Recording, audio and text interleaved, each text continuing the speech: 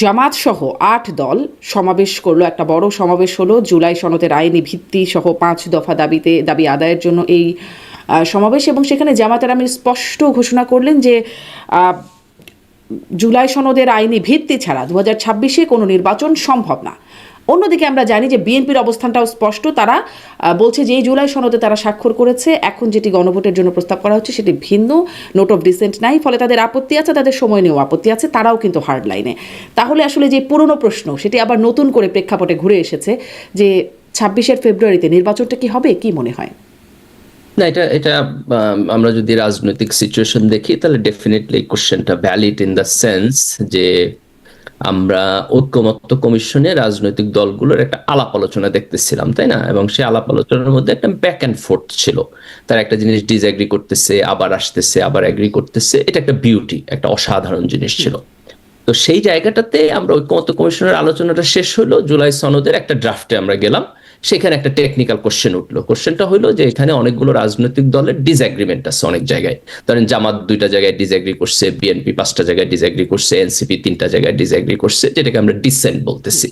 তাহলে সনদের মধ্যে যে ডিসেন্ট গুলো আছে আমরা এগুলো কিভাবে ডিল করব, এটা হচ্ছে একটা ভাইটাল কোশ্চেন, যেখানে এখন আমরা দেখতেছি পলিটিক্যাল পার্টিগুলো ডাইভার্জ করতেছে একজন আরেকজনের জায়গা থেকে।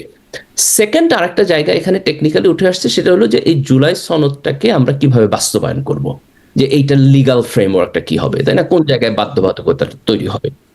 এখন আমরা যেই জায়গায় যাইতে চাচ্ছি সেটা হলো যে গণভোটের মধ্য দিয়ে আমরা এর লিগাল ফ্রেমওয়ার্কটাকে সমাধান করব। যে আমরা মানুষের কাছে দিলাম, সংখ্যাগরিষ্ঠ জনগণ এটাকে যেভাবে দেখবে, তারা যদি ইয়েস বলে তাহলে এটা ইয়েস, তারা যদি নো বলে তাহলে এটা নো।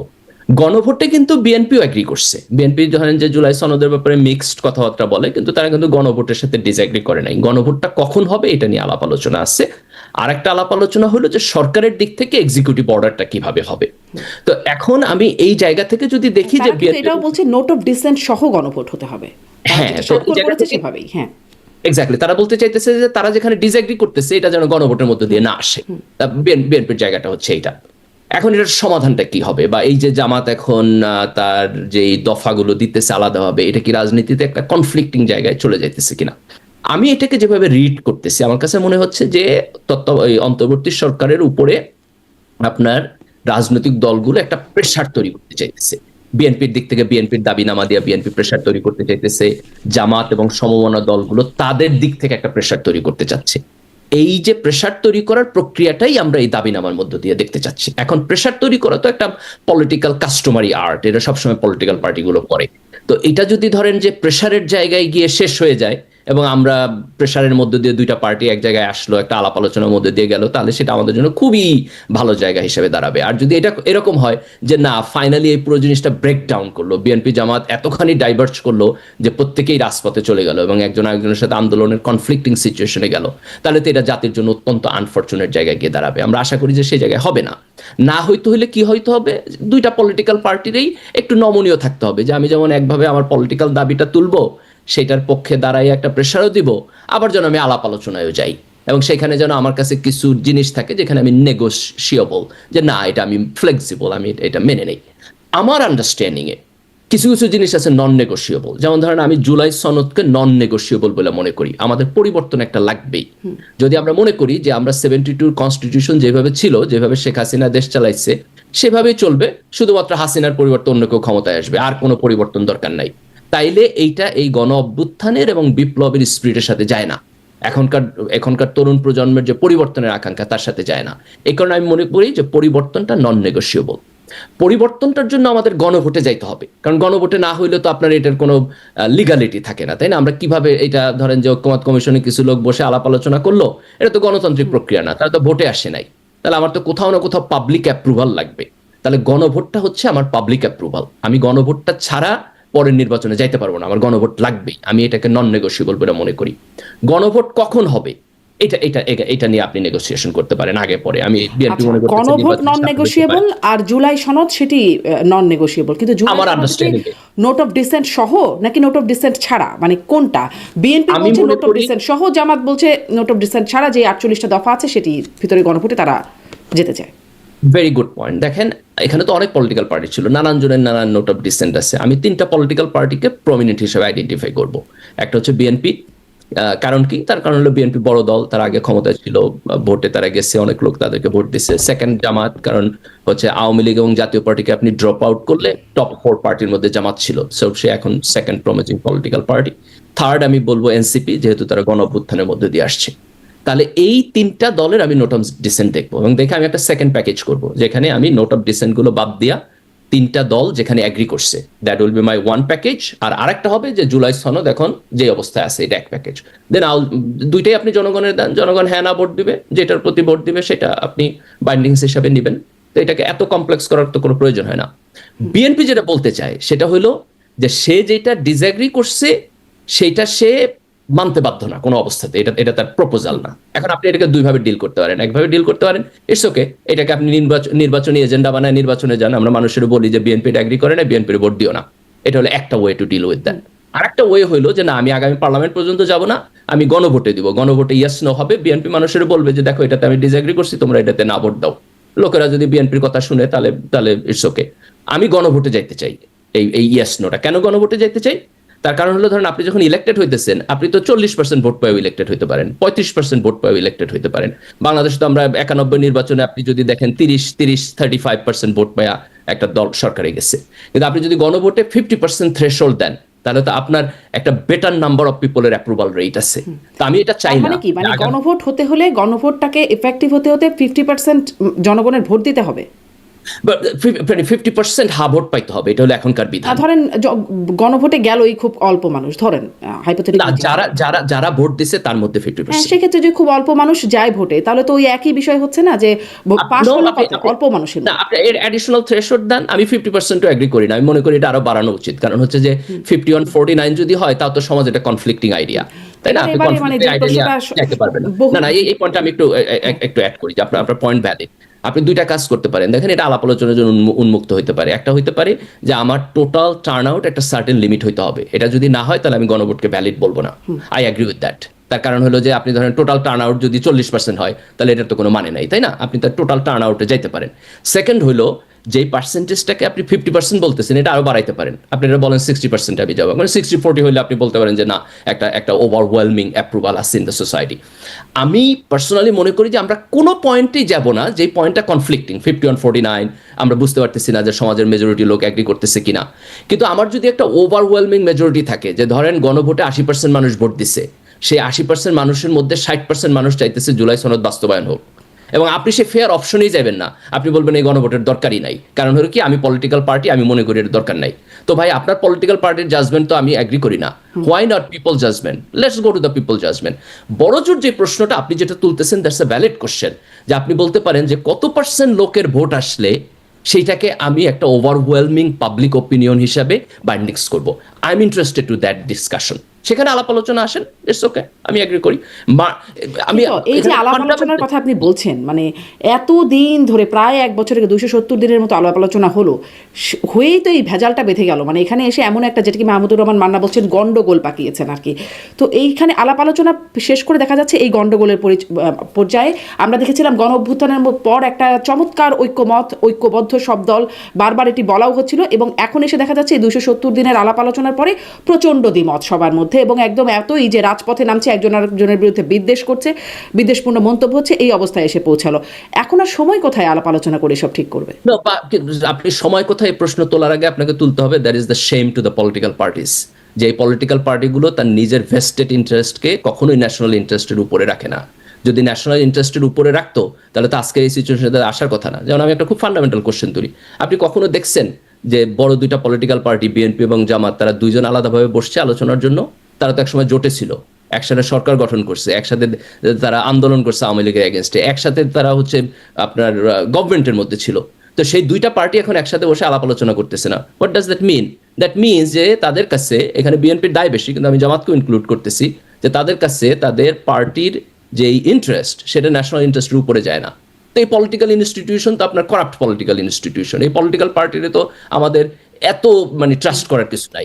কিন্তু গণতন্ত্রে আমরা পলিটিক্যাল পার্টির বাইরে যাইতে পারবো না। একমাত্র সলিউশন হলো আরেকটা পলিটিক্যাল পার্টি বানায় জনগণের অ্যাপ্রুভাল নিয়ে আসা। কারণ আমি একই সাথে যখন পলিটিক্যাল পার্টিগুলোর সমালোচনা করতেছি, কিন্তু আমাকে আবার গণতান্ত্রিক সিস্টেমের মধ্যেই থাকতে হবে। কারণ অগণতান্ত্রিক প্রক্রিয়ায় অন্যরা আসলে তারা আরো খারাপ হবে এই পলিটিক্যাল পার্টির চাইতেও। দ্যাটস দ্য হাইপোথিসিস, যে কারণে আমরা সেখানে যাইতে চাই না। কিন্তু এই যে এতদিন আলাপ আলোচনা করে তারা একটা কনক্লুশনে আসতে পারলো না, এটা হচ্ছে পলিটিক্যাল পার্টিগুলোর খাসলতের প্রবলেম। এটা আপনার এই অন্তর্বর্তী সরকারের প্রবলেম না।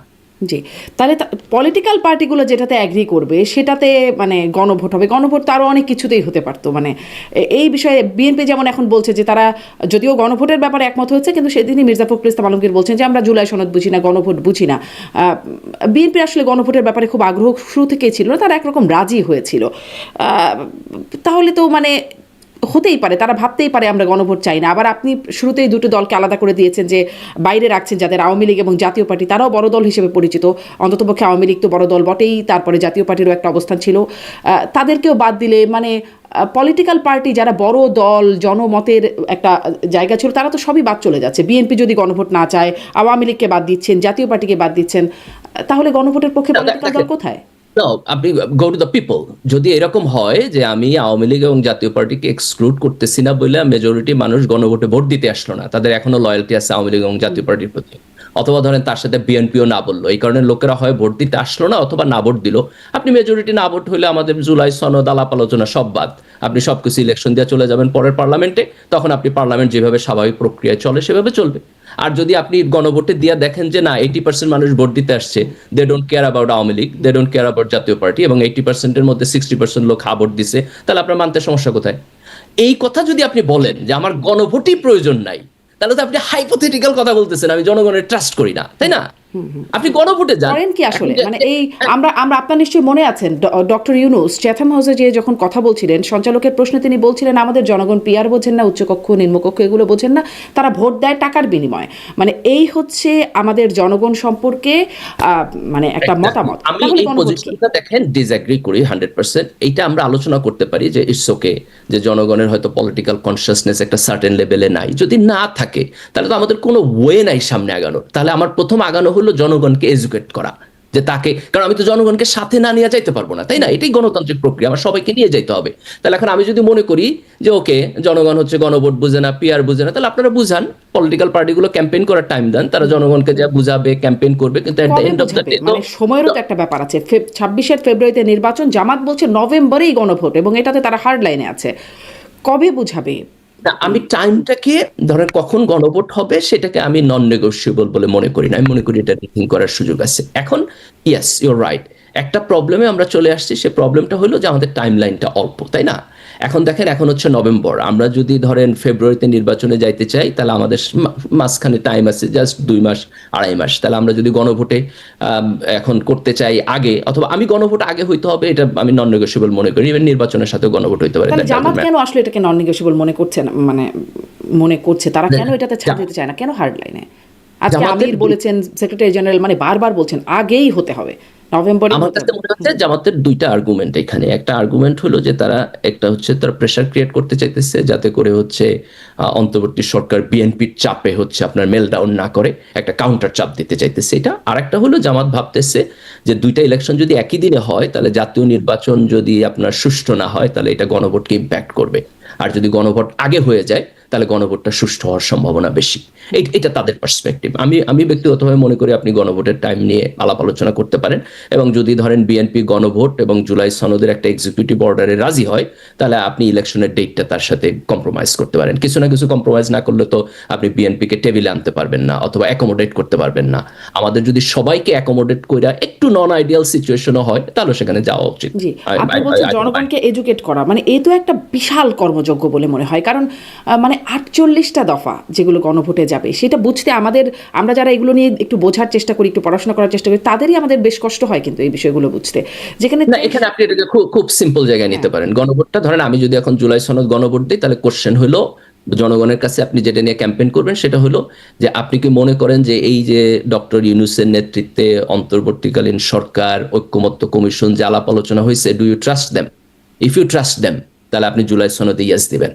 আর আপনি যদি মনে করেন যে না, আমি এটা ট্রাস্ট করি না, বরং আমি মনে করি আগামী পার্লামেন্টের বেশি ট্রাস্ট করি, যেই জিতে আসুক সে আগামী পার্লামেন্টে আলাপ আলোচনা করে সমাধান করবে, তাহলে আপনি না ভোট দিবেন। আপনার না ভোটের মানে হলো everything will be going to the next parliament. হা ভোটের মানে হলো এই ঐক্যমত্য কমিশনে যে আলাপ আলোচনা হয়েছে এটা মোর ইম্পর্টেন্ট আগামী পার্লামেন্টের চাইতে। তো এটা খুব সিম্পল, 48 দফা কি কইছে না কইছে এত ব্যাখ্যা বিশ্লেষণের প্রয়োজন নাই। আপনি কোনটাকে ট্রাস্ট করেন, যেমন ধরেন আমার পজিশন আমি জুলাইয়ের গণ অভ্যুত্থানের মধ্য দিয়া একটা পরিবর্তন দেখতে চাই, আগামী পার্লামেন্টের হাতে এটা ছেড়ে দিতে চাই না, এই কারণে আমি জুলাই সনদের ইয়েস ভোট দিব। এখন কেউ যদি মনে করে যে না, এই যে একটা এক্সপেডাইট প্রসেস চলতেছে, গণ অভ্যুত্থানের কথাকে আলাপ আলোচনা করতেছে, এই লোকেরা ইলেক্টেড না, তার চাইতে আগামী পার্লামেন্টের এটা ডিল করা বেটার, সে না ভোট দিবে। তা আপনি যদি একেবারে প্রত্যেকটাই জটিলতায় যাইয়া ডিটেলস বুঝতে না চান, এই দুইটার মধ্যে কারে মোর ট্রাস্ট তাহলে করেন, তো খুব সুন্দর হতো। আপনি যেটা বলছেন সেটা তো খুব সুন্দর ব্যাপার যে সব দল মিলে একটা বিষয় রেডি করেছে, ঐক্যমত কমিশন এতদিন আলোচনা করে, এখন আপনারা কি সেটা চান কিনা। কিন্তু সব দল মিলে একটা বিষয় তো যেতে পারে নাই, মানে সেটি যখন পারছে না, পরিস্থিতিটা যখন এখানে এসে পৌঁছাচ্ছে, তখন আসলে কি হবে। বিএনপি তো মানছে না, বিএনপির সাথে আরো অনেকগুলো দল আছে যারা মানছে না, এদিকে জামাত হার্ড লাইনে। আমার প্রশ্নটা এখানেই, এখন সরকার ওই যে কদিন আগে ডক্টর আসিফ নজরুল মাননীয় আইন উপদেষ্টা তিনি বলছিলেন যে এখন সরকার কি করবে বুঝতে পারছে না, মানে কি করবে সরকার এই পরিস্থিতিতে। আমাকে আমি যদি ডিসিশন মেকিং জায়গা থেকে আমি খুব সিম্পল করতাম, আমি হচ্ছে জুলাই সনদের দুইটা পার্ট করে গণভোটে দিতাম, একটা হচ্ছে ডিসেন্ট সারা, আর একটা হচ্ছে এখন যে অবস্থানে আছে সেই অবস্থানে। এই দুইটা গণভোট হচ্ছে আপনি দুইভাবে করতে পারেন। বিএনপির সাথে আলোচনায় বসতাম, বিএনপি যদি রাজি হয় ন্যাশনাল ইলেকশনের অল্প কয়েকদিন আগে আপনি গণভোটটা আগে দিয়ে দিলেন, তারপর ন্যাশনাল ইলেকশনে গেলেন, অথবা ন্যাশনাল ইলেকশন গণভোট একসাথে করলেন, কিন্তু আমি দুইটা প্যাকেজ দিলাম। জি, কিন্তু আপনি মানে যেহেতু আপনি শিবির করে এসেছেন, আপনার জামাত সমর্থন করেন বা জামাতপন্থী বুদ্ধিজীবী হিসেবেই আপনি পরিচিত, আপনি কি আপনার মানে যেই দলটিকে সমর্থন করে তাদেরকে ইনফ্লুয়েন্স করার দিতে চেষ্টা করেছেন যে কেন একদিনে নির্বাচনে নাই, কেন তারা হার্ড লাইনে আছেন, মানে এটিকে কোথাও কোনো কথাবার্তা বলবার চেষ্টা করেছেন? ইলেকশন কমিশন সূত্রও বলছে 3,000 কোটি টাকা লাগবে, মানে বেশি লাগবে যদি গণভোট আলাদা করার ব্যাপার আসে। মানে কেন এই অবস্থানে অনড় জামাত?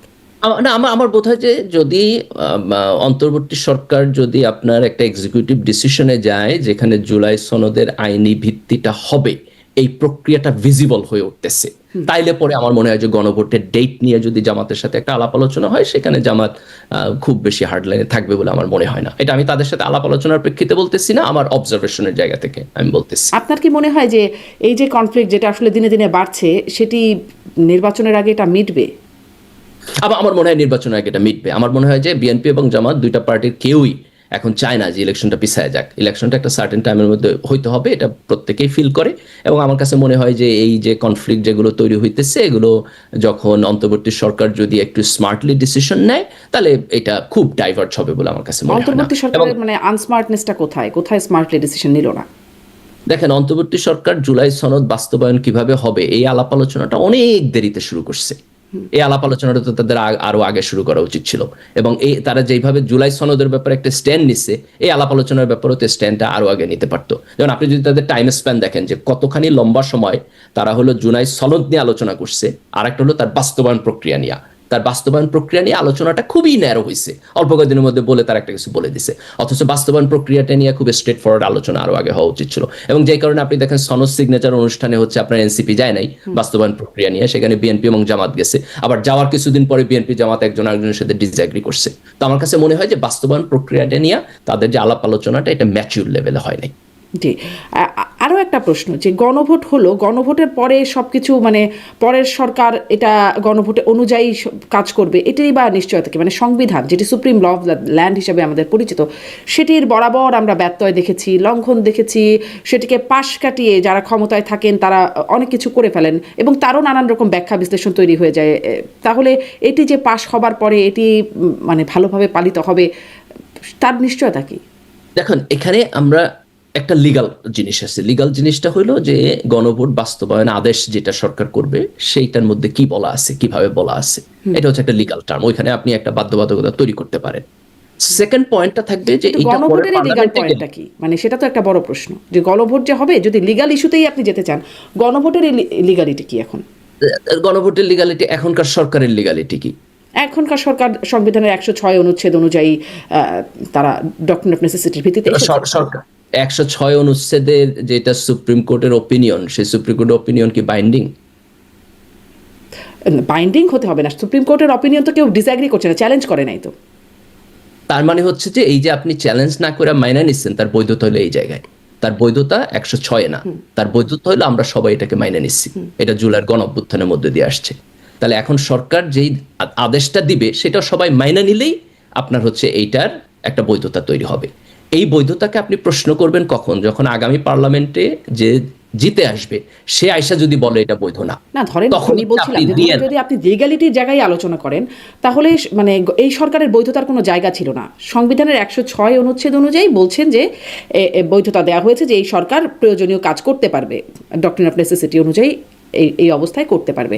কিন্তু গণভোটটা এরকম কিসের অধীনে গণভোটটা চলে আসবে? মানে সরকার এক্সিকিউটিভ অর্ডার দিবে, যখন পার্লামেন্ট থাকে না তখন তো গভর্নমেন্ট এক্সিকিউটিভ অর্ডার দিতে পারে, তাই না? যেহেতু আমাদের এখন পার্লামেন্ট নাই, in the absence of parliament আপনি হচ্ছে এক্সিকিউটিভ অর্ডার দিবেন, এক্সিকিউটিভ অর্ডার পরের পার্লামেন্টে এসে রেটিফাই কিন্তু করবে। গণভোট আইন কিন্তু একটা আছে, 1991 সালের একটা গণভোট আইন আছে যেখানে বলা আছে যে গণভোট হবে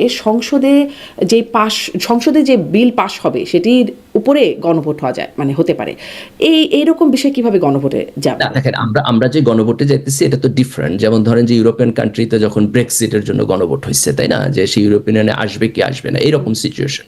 তা আমাদের কনস্টিটিউশন তো এরকম বড় সিচুয়েশনের ব্যাপারে কিছু বলা নাই। যেমন ধরেন যে আমরা এখন হচ্ছে আপনার কনস্টিটিউশন পরিবর্তনের জন্য গণভোটের কথা বলতেছি। জুলাই সনদের মধ্যে কনস্টিটিউশন ফান্ডামেন্টাল পরিবর্তন আসছে, তো এটা আমাদের কনস্টিটিউশনে নাই। এখন আপনি কনস্টিটিউশন দিয়ে যদি গসপিতা দিয়ে মাপা শুরু করেন তাহলে আপনি কিছুই করতে পারবেন না, কারণ কনস্টিটিউশনে তো হাসিনা পলাই গেলে কি হবে এটা বলা ছিল না, তাই না? কনস্টিটিউশনে যে পার্লামেন্ট আমরা ভেঙে দিছি সেই পার্লামেন্ট আপনি কোন ভ্যালিডিটি দিয়ে ভাঙছেন সেটা তো কনস্টিটিউশনে নাই। আমরা এখন একটা এক্সট্রা কনস্টিটিউশনাল স্পেসে আছি, এটা আপনাকে প্রথমে মানতে হবে যে জুলাইয়ের গণ অভ্যুত্থানের মধ্যে দিয়ে আমরা যে জায়গায় আসছি এখন কনস্টিটিউশনের গসপিতা দিয়ে মাইপা কোনো লাভ নাই।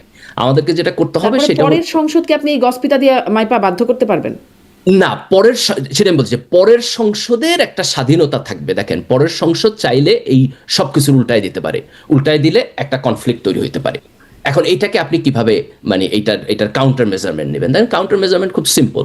আপনি যদি এখন একটা এক্সিকিউটিভ অর্ডার দেন, এটা একটা গণভোট হয়, গণভোটে কত পার্সেন্ট মানুষ ভোট দিতেছে, পরের পার্লামেন্ট এই জনমতের প্রতি তার একটা ভয় থাকবে যে ধরেন যে আমি দেখলাম আমার গণভোটে 80% মানুষ আসছে, এর মধ্যে 60% মানুষ এটারে হা বলছে, দেন একটা পলিটিক্যাল পার্টি যে 40% ভোট পায় পার্লামেন্টে গেছে, সে যে কোনো ডিসিশন নেওয়ার আগে 3বার চিন্তা করবে যে 60% মানুষের সাপোর্ট আছে এটার প্রতি, এবং আমি যদি এটারে পুরোটারে আপসাইড ডাউন করে দিই তাহলে আমার পরের ইলেকশনে খবর আছে। এটাই তো গণতন্ত্র।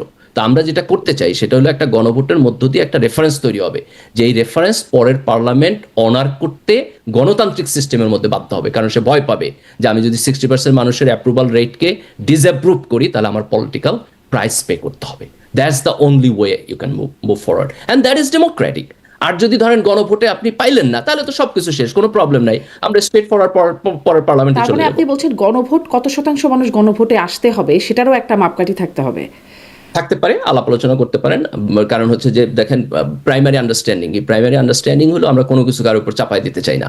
আমার মন চাইলে বলে আপনার উপর চাপাই দিব, অথবা আপনার মন চাইলে বলে আমার উপর চাপাই দিবেন, সেটা হইতে পারবে না।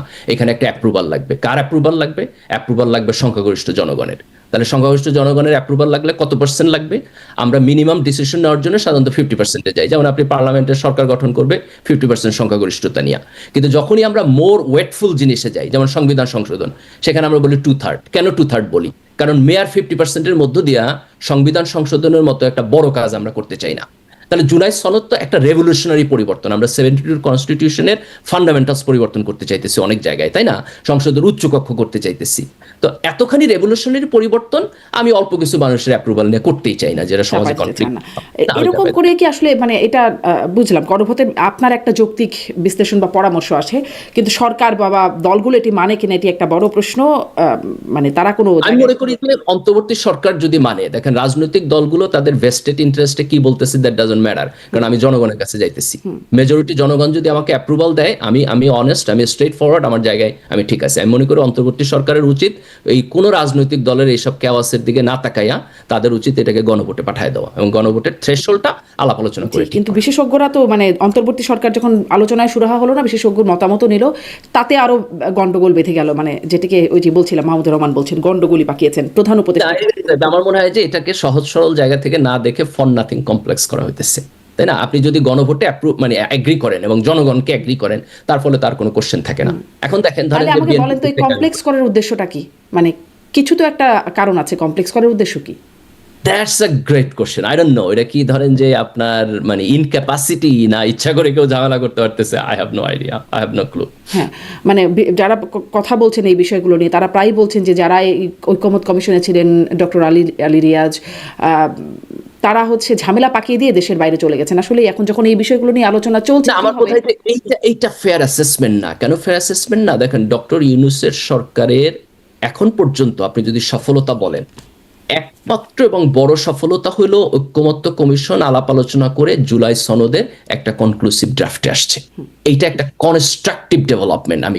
এটা আমি একটা বড় ডেভেলপমেন্ট বলবো। দেখেন, এখন যদি কোনো কিছু নাও হয়, নাগরিক হিসাবে আমাদের সামনে একটা রেফারেন্স পয়েন্ট আসলো যে এটা এই আলোচনা হয়েছে, প্রোসকন সামনে আসছে, এই পরিবর্তনটা করা যায়। তো এইটাকে আমি একটা অসাধারণ ডেভেলপমেন্ট বলবো। এখানে তাদের কিছুটা ত্রুটি দুর্বলতা থাকলেও most probably this is the first time in Bangladesh যে আমরা সংবিধান সভা কইরা যে সমস্ত আলাপ আলোচনা করার কথা ছিল, সেই আলাপ আলোচনাগুলো সকল রাজনৈতিক দলকে একসাথে নিয়ে করছি। এটা আমাদের ন্যাশনাল বিল্ডিং। আমি যদি বলি, নিবন্ধিত রাজনৈতিক দল আছে ইলেকশন কমিশনের হিসাব অনুযায়ী 58টা, আর অনিবন্ধিত দল আরো আছে। সেখানে মানে 29টা দল মিলে কথাবার্তা বললো, সেখানে 25টা দল স্বাক্ষর করলো। আমি দেখি আপনি যদি আপনার কমন সেন্স অ্যাপ্লাই করেন, আমাকে একটা দলের নাম বলেন যেটা প্রমিনেন্ট আর কিন্তু এখানে বাদ পড়ছে। Just name me one single party. যেমন ধরেন, যারা মানে আপনি বলছিলেন আওয়ামী লীগকে বাদ দিচ্ছেন, আওয়ামী লীগের জাতীয় পার্টি তো হিসাবে আওয়ামী লীগ 14 দল এবং জাতীয় পার্টি হিসাবের বাইরে। তার কারণ হলো জুলাই গণ অভ্যুত্থানের মধ্য দিয়া তারা হচ্ছে রিজেক্টেড হয়েছে এবং তারা স্বল্প সময়ের মধ্যে রাজনীতি আসতে পারবে না। They have to pay a price. তার কারণ হলো তারা আগে 3টা ইলেকশন গণভোট হয়েছে, মানে এই তাদেরকে প্রাইস পে করতে হবে, অবশ্যই করতে হবে। কিন্তু এই যে তাদেরকে যে রাজনীতি থেকে বাদ দিয়ে দেওয়া হচ্ছে, এটার কি কোনো গণভোট হয়েছে নাকি চাপিয়ে দেওয়া? গণ অভ্যুত্থানের মধ্য দিয়া, এটা গণ অভ্যুত্থানের তো একটা লেজিটিমেসি আছে। এটা গণ অভ্যুত্থানের মধ্য দিয়া হয়েছে। যদি এখানে বড় ধরনের কোশ্চেন উঠে তাহলে আপনি এটারও গণভোটে দিতে পারেন, আই ডোন্ট মাইন্ড। কিন্তু এইটাকে আপনি ধরে নিতে পারেন যে গণ অভ্যুত্থানের মধ্য দিয়া এটার সমাধান হয়ে গেছে। যেমন ধরেন যে শেখ হাসিনার সরকারের পতন হয়েছে, তারা এখানে একটা ফ্যাসিস্ট সিস্টেম ডেভেলপ করছে, সেই ফ্যাসিস্ট সিস্টেমের এগেনস্টে গণ অভ্যুত্থান হয়েছে। তো তাদের ব্যাপারে গণ অভ্যুত্থানের শক্তি একটা ডিসিশন নিতেই পারে। এটাকে যদি আপনি রাজনৈতিক জায়গা থেকে আবার চ্যালেঞ্জ করে গণভোটের প্রশ্ন তুলতে পারেন, তার একাডেমিক মেরিট আছে, প্র্যাকটিক্যাল প্র্যাগমেটিক মেরিট নাই। কিন্তু ধরেন, আমি তো মনে করি গণভোটে গেলে প্র্যাকটিক্যাল প্র্যাগমেটিক মেরিট কেন দেখেন না? ধরেন যদি বিষয়টা এভাবে বলি যে আওয়ামী লীগের পতন হয়েছে, তাদের অপকর্ম নানান ছিল, সেইগুলোর কারণে মানুষ বিরক্ত হয়ে তাদের বিরুদ্ধে বিক্ষোভ করেছে। কিন্তু মানে এমনকি অনেক আওয়ামী লীগরা তাদের বিরুদ্ধে মাঠে নেমেছে, ছাত্রলীগের অনেকে ছাত্রলীগ ছেড়ে দিয়ে, দেখেছেন নিশ্চয়ই, তখন জাহাঙ্গীরনগর বিশ্ববিদ্যালয়ে ছাত্রলীগ করতো, তারা মারও খেয়েছে ওই সময় ছাত্রলীগ ছেড়ে দিয়ে। একসাথে অনেকে ছাত্রলীগ থেকে পদত্যাগ করেছে। কিন্তু তারা কি চায় যে আওয়ামী লীগ দল হিসেবে নিষিদ্ধ হয়ে যায়, তাদের কার্যক্রম নিষিদ্ধ থাকুক? এখানে এই প্রশ্নটার একটা মেরিট এবং ভ্যালিডিটি থাকতো যদি এটা এরকম হতো যে আওয়ামী লীগ নির্বাচিত হয়ে আসছে, 5 বছরের মধ্যে তার কাজের কারণে একটা গণবিস্ফোরণ হয়েছে, মানুষ রিয়াকশন করছে এবং তার কারণে তার পতন হয়েছে। এটা যদি হইতো তাহলে আপনার এই কোশ্চেন ভ্যালিড ছিল। কিন্তু আওয়ামী লীগ পরপর 3টা ইলেকশন চুরি করছে, পুরো গণতন্ত্র থেকে বের হয়ে যায়, একটা ফ্যাসিস্ট সিস্টেম ডেভেলপ করছে, তার এগেইনস্ট একটা গণ অভ্যুত্থান হয়েছে। আমাদের খুব ফান্ডামেন্টাল জিনিস, শেখ হাসিনা এখন ইন্ডিয়াতে কেন? না, আপনারাও তো এই চেষ্টাটা করছিলেন যে মানে ভোটকে পদ্ধতিকে বিতর্কিত করার। আপনারা পারেন নাই, আওয়ামী লীগ এই 2 নম্বরই কাজটা পেরে গেছে, সফল হয়েছে। আপনারা মানে কারা? মানে আমি বলছি, বিএনপি জামাত যখন জোট সরকারে ছিল, তখনই তো আসলে তত্ত্বাবধায়ক সরকার ব্যবস্থাকে বিতর্কিত করা হলো। তখনই হলো কে এম হাসানের বয়স বাড়িয়ে তাকে প্রধান বিচারপতি করার, তারপরে কি হলো রাষ্ট্রপতিকে সংবিধানের সকল, আমি ওই যে বলছিলাম যে supreme law of the land ভাঙতেও আমাদের সময় লাগে না, সেটাকে লঙ্ঘন করে আপনারা তখন ইয়াজউদ্দিন আহমেদকে তখন প্রধান তত্ত্বাবধায়ক সরকার প্রধান করে দিলেন।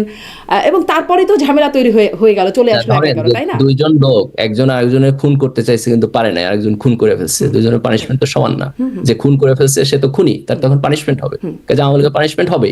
আপনি যদি ইন্টেনশন নিয়ে প্রশ্ন করে বলেন যে বিএনপি এবং জামাতের জোট সরকার ছিল, সো বিএনপি এবং জামাত কম্বাইন্ডলি একটা ফেয়ার ইলেকশনের মধ্য দিয়ে ক্ষমতা হস্তান্তরের ব্যাপারেও খুব বেশি সৎ না, খুব বেশি অনেস্ট না, এটা বলেন, আই এগ্রি উইথ ইউ। তার কনস্টিটিউশন চেঞ্জ করছে, তারা বিচারপতিদের বয়স বাড়াইছে এবং সেটা বাড়ায় তত্ত্বাবধায়ক সরকার ব্যবস্থার সিস্টেমটাকে হ্যাক করতে চাইছে। কাজে এই প্রশ্ন যদি আপনি করেন, আই এগ্রি।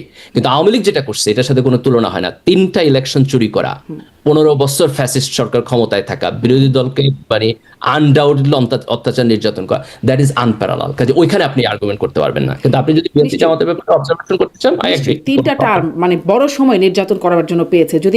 যদি ওই চুরিটা সফল হয়ে যেত, মানে ওই 2 নাম্বারই যেটার কথা বলছিলাম, সেটা যদি সফল হতো, তাহলে হয়তো বিএনপি জামাত আরো টার্ম পেত, তারাও এটা করতে পারতো। তখন আওয়ামী লীগ আপনি বলতে পারেন। কিন্তু বিএনপিকে আরেকটা জায়গায় আপনাকে একটা পজিটিভ নোট দিতে হবে, সেটা হলো 96 সালে তারা কিন্তু একটা একতরফা নির্বাচন করছে করছিল বেগম খালেদা জিয়ার নেতৃত্বে, কিন্তু তারপর কিন্তু উনি ক্ষমতায় থাকেন নাই। উনি কিন্তু পরের পার্লামেন্টে আপনার হচ্ছে তত্ত্বাবধায়ক সরকারের বিল আইনা চলে গেছে। তাহলে আমরা বিএনপির ব্যাপারে যদি ফেয়ার হইতে চাই তাহলে আমরা দুইটা অবজারভেশন করবো। একটা পার্থক্য দেখলাম যে আন্দোলনের মুখে বিএনপি নথি স্বীকার করেছে একটা জায়গায়, কিন্তু যতই আন্দোলন হোক আওয়ামী লীগ সেখানে নথি স্বীকার করেনি, আওয়ামী লীগ আন্দোলন দমন করে। এবং খালেদা জিয়া কনসিয়াস ডিসিশন নিয়েছেন যে উনি এভাবে থাকবেন না। আপনি খালেদা জিয়ার এখানে আমাদেরকে রেসপেক্ট করতে হবে। কিন্তু 2001-এ ওনারা তত্ত্বাবধায়ক সরকার ব্যবস্থাকে ইনফ্লুয়েন্স করার চেষ্টা করছেন এবং সেখানে জামাতও সেই গভর্নমেন্টের পার্ট ছিল। সো আপনি যদি বিএনপি এবং জামাতকে এখানে ইকুয়ালি বলতে চান যে তাদের মাথার মধ্যে এরকম একটা গেম প্ল্যান ছিল, আমি ডিসএগ্রি করবো না। জি, মানে আমি দেখছিলাম যে গণভোট নিয়ে কথা শুরু হলো, তো যে কোন বিষয়ে গণভোট, আপনি বলছেন এটাও গণভোটে দিতে পারেন। গণভোটে একজন কদিন আগে এই বিষয়টা কথা বলছিলাম, আমার সাথে ছিলেন ডক্টর নকিবুর রহমান, যুক্তরাষ্ট্র জামাতের মুখপাত্র, তাকেও বলছিলাম প্রসঙ্গক্রমে যে পুবাইল থানার ওসি তিনি বলছেন যে গণভোট হতে হবে। তিনি জামাত আমিরের একটা ফটোকার্ডের নিচে তিনি কমেন্টস করেছেন যে গণভোট হতে হবে, স্বাধীনতা বিরোধীরা দেশে রাজনীতি করতে পারে কিনা, আগে গণভোট হওয়া প্রয়োজন সেই বিষয়ে এরকম একটা মন্তব্য করছেন এবং তাকে সেখান থেকে প্রত্যাহার করে নেওয়া হয়েছে এই মন্তব্যের কারণে। মানে এটাও তো একটা বিষয় হতে পারে, মানে আপনারা যেভাবে প্রথম কথা হলো যে তাকে প্রত্যাহার করা তো ঠিকই আছে, সে রাষ্ট্রের কর্মকর্তা, তার তো পলিটিক্যাল জায়গায় ওপিনিয়ন দেওয়া ঠিক না, তাই না? তো তার যে প্রত্যাহার করা হয়েছে ঠিকই আছে। আমরা এটা আওয়ামী লীগের সময়ের মতো এই প্রসিডিউর কখনোই চাই না যে যারা রাষ্ট্রের ব্যুরোক্র্যাট, যারা রাষ্ট্রের হয়ে কাজ করতেছেন তারা দলীয় স্ট্যান্ড নেবেন, দ্যাটস ফাইন। এখন আপনি প্রশ্নটা তুলতে পারেন, এখনকার গণকর্মকর্তারা মানে প্রজাতন্ত্রের কর্মকর্তা তো একদম সবসময় ফ্যাসিস্ট বলছেন, নির্দ্বিধায় বলছেন, তারা তো এইটাকে কোনো রাজনৈতিক টার্ম মনে করছেন না। পলিটিক্যাল পজিশনের লোকেরা বলতে পারেন, কিন্তু তাদেরকে তো প্রত্যাহার করা হচ্ছে না। যারা পুলিশে আমরা হর হামেশা শুনছি যে ফ্যাসিস্ট, আগের সরকারকে ফ্যাসিস্ট বলে সম্বোধন করছে। দেখেন আওয়ামী লীগ ফ্যাসিস্ট, এরা তো এখন নিপাতনে সিদ্ধ হয়ে গেছে। জামাত ওই সময় স্বাধীনতা বিরোধী করেছে, এটা নিপাতনে সিদ্ধ না? না, দেখেন এই দুটোর মধ্যে পার্থক্য আছে, আমি আপনাকে বলি। জামাতকে যদি আপনি এই কথা বলেন যে তারা 1971 সালের মুক্তিযুদ্ধে স্বাধীনতার বিরোধিতা করছে, আপনি যদি এইটুকু স্টেটমেন্টের মধ্যে থাকেন তাহলে ট্রু, তারাও এগ্রি করে তারা বিরোধিতা করছে, হিস্টোরিয়ানরা এগ্রি করে। এতটুকুই বলেছিল যে স্বাধীনতা বিরোধীদের রাজনীতি করার অধিকার আছে কিনা সেটিতে গণভোট নেওয়া না। দুইটা জিনিস, একটা হলো আপনি বলতেছেন যে জামাত মুক্তিযুদ্ধের বিরোধিতা করছে, এটা একটা ঐতিহাসিক সত্য।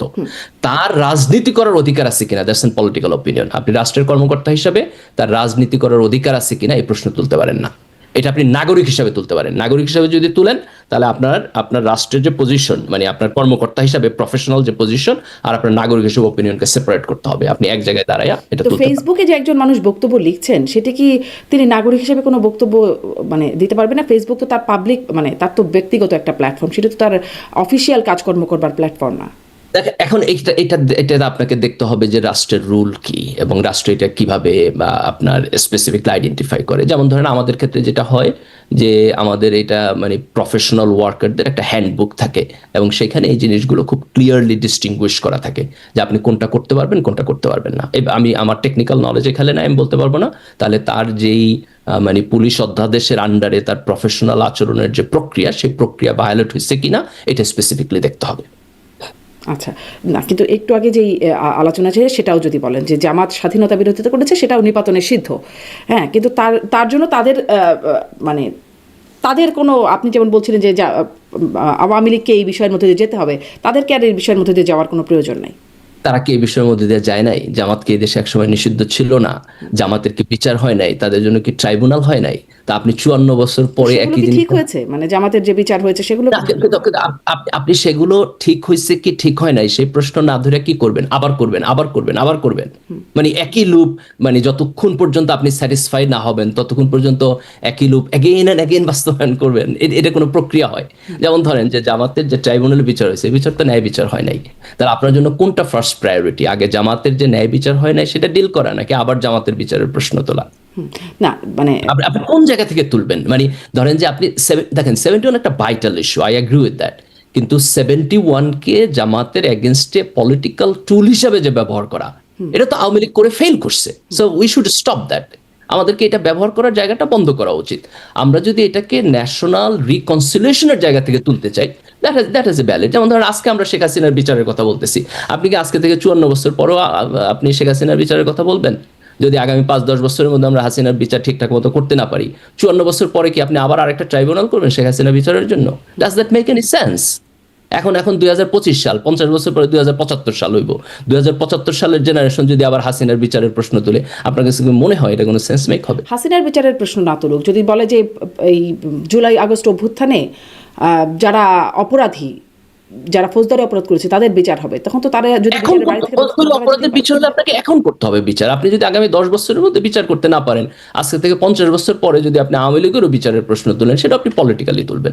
বিচার তো আপনাকে করার প্রায়োরিটি হলো এখন। আপনি যদি এখন বিচার না করেন, 50 বছর পরে এটা বিচার হয়। 50 বছর পরে যেটা হয় সেটা একটা প্রতীকী বিচার হয়, মানুষের ধরেন যারা অ্যাগ্রিভড হয়েছে তাদের মাইন্ডসেটের একটা সান্ত্বনার জন্য, অথবা সমাজের মধ্যে এটা নিয়ে একটা কনফ্লিক্ট অ্যারাইজ করতেছে, সেই কনফ্লিক্টটাকে কমানোর জন্য, সেই জায়গা থেকে আপনি ধরেন যে একটা রিকনসিলিয়েশনের জায়গা থেকে দেখতে পারেন। তাহলে কি যে বিচারটা হয়েছে এটা কি আপনার প্রতীকী বিচার হিসেবে মানেন?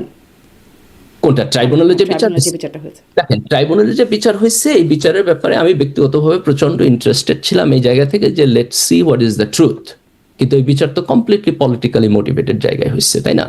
দেখেন, আমি যেটা মনে করি সেটা হলো যে 71 বিষয় নিয়ে তো অনেক আলাপ আলোচনা হয়। একটা হলো যে জামাত কেন মুক্তিযুদ্ধের বিরোধিতা করছে, এটা জামাতের কাছ থেকে আমাদের শুনতে হবে যে হোয়াট ওয়াজ দ্য রিজন, অন্যান্য জিনিস। একটা ঐতিহাসিক কনফ্লিক্টিং জায়গায় তাদের নানা, পাকিস্তান যখন গণহত্যা চালাচ্ছিল আমি আসতে চাই, আমি সহযোগিতায় ছিল। আমি ওয়ান বাই ওয়ান আসি যে দেখেন জামাত কেন মুক্তিযুদ্ধের বিরোধিতা করছে, এটা তাদের কাছ থেকে তাদের এই ফিলসফিটা আমাদেরকে জানতে হবে এবং তার দিকটা, তার স্টোরিটা শুনতে হবে। সেকেন্ড হলো যে মুক্তিযুদ্ধের সময় একটা গণহত্যা হয়েছে, দ্যাটস দ্য মোস্ট ইম্পর্টেন্ট জিনিস। একটা বড় মাপের গণহত্যা হয়েছে। এই গণহত্যার এক্সিকিউটিভ দায় দায়িত্ব তখনকার পাকিস্তান মিলিটারির ছিল। জামাত মিলিটারির সাথে ছিল, তারা মুক্তিযুদ্ধের যেহেতু বিরোধিতা করছে, পাকিস্তান তারা ভাঙতে চায় নাই। তো এইখানে জামাতের কতখানি ফৌজদারি অপরাধের সাথে সংশ্লিষ্টতা ছিল, এটা একটা লিগাল কোশ্চেন। এটা আপনি কেবলমাত্র একটা ফেয়ার কোর্টের মধ্যে প্রুফ করতে পারেন। তো এখন দেখেন দুইটা জিনিস হয়েছে। একটা হচ্ছে যে তাদের এই বিচারটা কখনো হয় নাই, শেখ মুজিবুর রহমানের বিচারটা করেন নাই, তারপরে জিয়াউর রহমান এসে বিচারটা করেন নাই। আপনি বিচারটা করলেন কত বছর পরে? 50 বছর পরে বিচারটা করলেন, এবং সেই বিচারটাকে ফেয়ার করলেন না, আপনি করলেন পলিটিক্যালি মোটিভেটেড। এখন আপনি বলেন এই হুইলটা আপনি কিভাবে আবার পিছনের দিকে, হাউ? আমাকে একটা প্র্যাগমেটিক ওয়ে দেন। আপনি যদি এই কথা বলেন আমি তার আবার বিচার করব, তাহলে এটা কি একটা ফান? না, এটা কি হয়? আমাকে বলেন। আপনি বলেন যে হাসিনা বিচার ঠিক মতো হয় নাই, আমি আবার একটা ট্রাইব্যুনাল বিচার করবো, তার মানে কি আপনি কতবার তাকে ট্রায়ালের মধ্যে নেবেন? How is it possible? এরপর তো জেনারেশন থাকবে না। ধরেন ব্যক্তিকে না, এনারা যদি যুদ্ধাপরাধী না হয়ে থাকেন তাহলে যুদ্ধাপরাধী কারা? মানে দেখেন, কমান্ড তো তখন পাকিস্তান আর্মির ছিল। আপনি তো জামাতের মেইন স্ট্রিম জায়গায় আইনা এই কোশ্চেনটা করতেই পারেন না। তার কারণ হলো উনি তো কমান্ড স্ট্রাকচারে ছিল না। কমান্ড স্ট্রাকচার পাকিস্তান আর্মির। কোশ্চেনটা হলো যে কোশ্চেনটা হলো পাকিস্তান আর্মির কমান্ড স্ট্রাকচারের সাথে ওনাদের অ্যাফিলিয়েশন কতখানি ছিল, কোন ডিসিশন ওনারা ইনফ্লুয়েন্স করছেন, কোনটা ওনারা নিজেরা নিচ্ছেন, অথবা কোন জায়গায় ওনার পারফেক্ট ইনভলভমেন্ট ছিল, যে ইনভলভমেন্টটা ক্রিমিনাল লায়াবিলিটি তৈরি করে। তো সেই প্রশ্ন যদি আপনি তুলতে চান তাহলে তো এটা লিগাল, কিন্তু আমরা তো এটা তুলি নাই, তাই না? দেখেন, বাংলাদেশ স্বাধীন হওয়ার পর শেখ মুজিবুর রহমান এটা করেন নাই, জিয়াউর রহমান ক্ষমতায় সেটা করেন নাই, আওয়ামী লীগ অনেক পরে এসে করছে, সেটা আনফেয়ার ওয়েতে করছে। এখন আমি জানি না, দেখেন আমি very fair and open to that question, কিন্তু আপনাকে তো একটা জাস্টিসের মধ্যে আসতে হবে, তাই না? এবং সেই জাস্টিসে এখন যে কোনো কোশ্চেন তোলার আগে তো আপনাকে তুলতে হবে যে আওয়ামী লীগ এই ট্রাইব্যুনালে যদি অন্যায় করে তাহলে আমি সেই অন্যায়ের কম্পেনসেশন কিভাবে দিব, সেই প্রশ্ন তো আপনার তুলতে হবে, তাই না? আপনি তো কোনো ইনজাস্টিসের পক্ষে দাঁড়াইতে পারেন। দেখেন দুইটা ইনজাস্টিস আমাদেরকে একই সাথে আইডেন্টিফাই করতে হবে। 71 সালে আমাদের এখানে একটা গণহত্যা হয়েছে, আপনি কোনোভাবে গণহত্যার পক্ষে দাঁড়াইতে পারেন না। এই গণহত্যার সাথে যদি কোনো অ্যাফিলিয়েশন থাকে তার বিচারের জায়গায় আসতে হবে। যেই মানুষগুলো অ্যাটলিস্ট মোরালি, যেই মানুষগুলো এই সময় আপনার হচ্ছে অন্যায় অত্যাচারের মধ্যে পড়ছে, যাদের বাপ মা ভাই বোন মারা গেছে, যারা এখান থেকে ধরেন যে আপনার ইন্ডিয়া যাইতে হয়েছে শরণার্থী হয়ে, তাদের একটা নাইট মেয়ার গেছে তাদের জীবনে, তাদের এই অভিজ্ঞতা এবং চিন্তার প্রতি আপনি ইনসেনসিটিভ থাকতে পারেন না। এটা হচ্ছে একটা দিকের জাস্টিস। আবার আরেকটা দিক হলো, আপনি 71-কে সামনে রেখা জামাতকে কন্টিনিউয়াসলি জেনারেশন আফটার জেনারেশন আপনি ভিকটিম করে যাবেন, তার ন্যায় বিচারের প্রশ্ন দেখবেন না, তারে দেখলে আপনি ধরে ঝুলাই দিতে চাইবেন। তো আপনার আর পাকিস্তান আর্মির মধ্যে পার্থক্য কোথায়? Just you are the both side of the same coin, তাই না? এটা তো হইতে পারে না।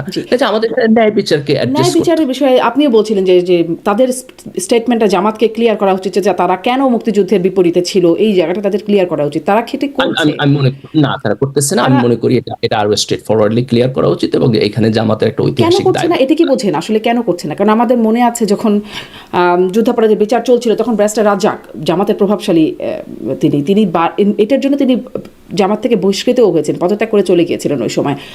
তিনি, তার দাবিও ছিল যে জামাত ক্ষমা চাক। মানে কেন চায় না? মানে এখনো যখন জামাতে আমির বলেন 47 থেকে 2025 এই সময় পর্যন্ত যদি কারো মনে কষ্ট দিয়ে থাকে তাহলে তার জন্য আমরা নিঃশর্ত ক্ষমা চাই, কেন চায় না? এটা কি বুঝতে পারেন? আমার একটা সোশ্যোলজি পার্সপেক্টিভ থেকে ব্যাখ্যা আছে। ব্যাখ্যাটা হলো যে জামাতকে অলওয়েজ 71 নিয়ে সিস্টেম্যাটিকলি ভিক্টিমাইজ করা হয়। তো এই ভিকটিম হইতে হইতে জামাতের মধ্যে 71-এর ব্যাপারে একটা ডিফারেন্ট মাইন্ডসেট গ্রো করছে, যে তারা 71 নিয়ে কথা বলতে আসলেই মনে করে যে এটা মূলত তাদেরকে মার্জিনালাইজ করার জন্য কথা বলা। এই কারণে 71-কে ওপেন হার্টে অ্যাড্রেস করার মতো একটা সাইকোলজি তাদের মধ্যে ওইটা বড় হয়ে ওঠে, এটা মাইনরিটির মধ্যে হয়।